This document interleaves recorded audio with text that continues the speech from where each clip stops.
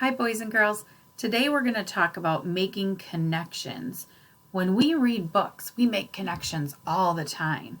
Let me tell you some of the ways that we make connections. We might read a book and make a connection to ourself. That's called text to self. We might read a book and make a connection to another book. That's called text to text. Or we might read a book and make a connection to our world. That's called text to world.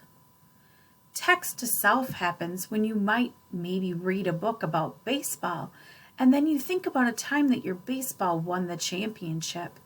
That's called text to self. Here's the book and here's yourself. Or text to text is when you read a book, maybe about fish, and then you think about another book that you read about fish. That's making a text to text connection. See, the book to another book. Or you can make a text to world connection. That's when you're reading about something and then you think about something that might be happening in our world right now. That is a book to world or a text to world connection. Remember, there are 3 different kinds of connections that you can make when you're reading. A text to self, a text to text, or a text to the world connection. Now we're going to try some of these to see if you guys are understanding what kind of connections you could make. If we were reading a book about going to the zoo, would you think about picture number 1 or would you think about picture number 2? Which one would be making a connection? Right, number 2 would be making a connection. Going to the zoo, and here is a picture of the zoo. Let's try another one. You're reading a book about playing at the park. Are you going to think about picture number 1 or are you going to think about picture number 2? Right, picture number 1 shows a park. So if you're reading about playing at a park, you're going to think about a park. Let's do this one.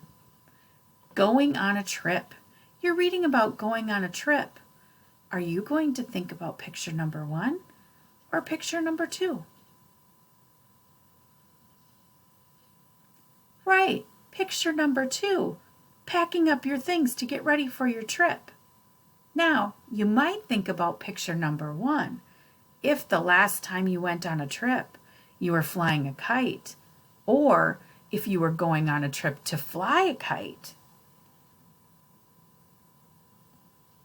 The next one says, playing with my friend.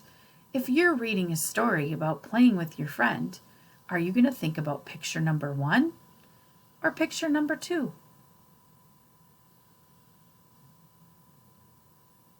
Right, probably picture number 1 that has a whole bunch of toys. Probably not picture number 2 that shows a bunch of dirty dishes.